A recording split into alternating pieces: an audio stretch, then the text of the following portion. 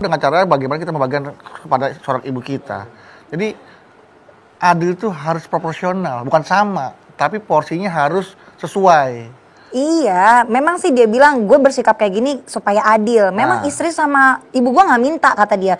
Cuman dia takut aja, takutnya ibunya merasa kalau mau udah nikah udah lupa sama ibu. Terus kamu udah nikah sama aku, mah jadi bingung. Lagi ngomong naon tuh?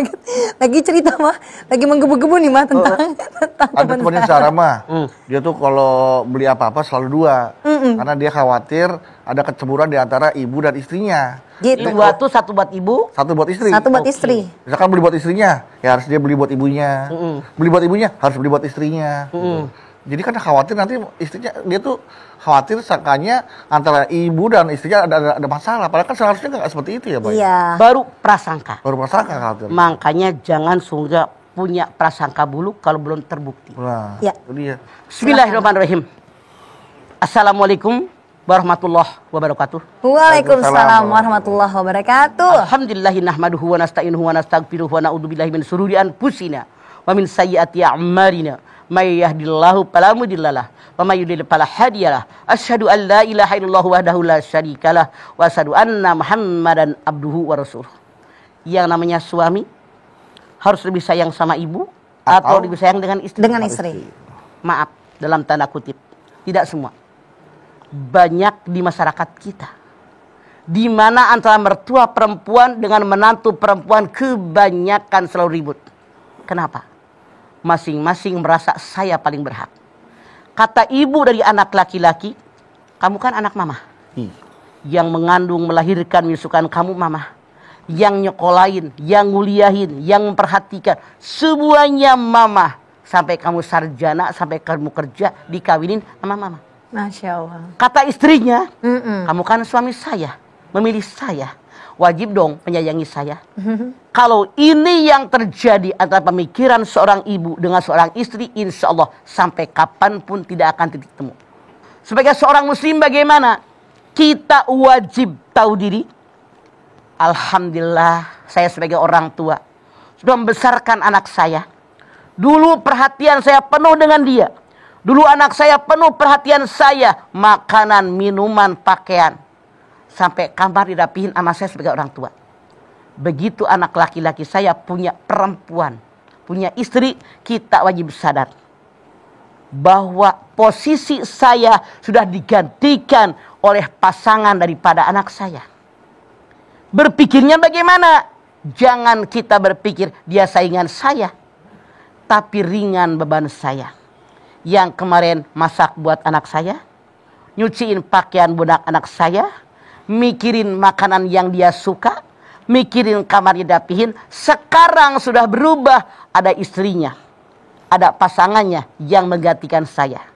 Berpikir dengan cerdas.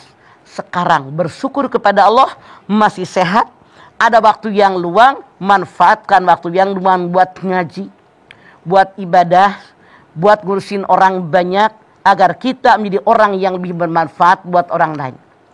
Jangan sekali-kali kita menjadikan menantu kita adalah orang lain yang masuk dalam keluarga kita. Tapi anggaplah mereka anak kita, anggaplah mereka keluarga kita.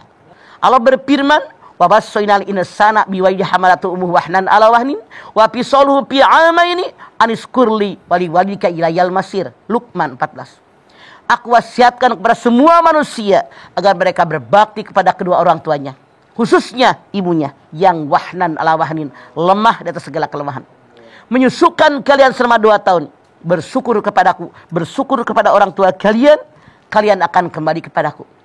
Dari ayat ini sangat jelas Allah Subhanahu wa taala mewasiatkan kepada segenap manusia di alam dunia ini. Bagaimana wasiat Allah? Agar kita sebagai anak dari orang tua kita, walaupun saya tua, tetap aja anak dari emak saya. Ya apa iya? Iya.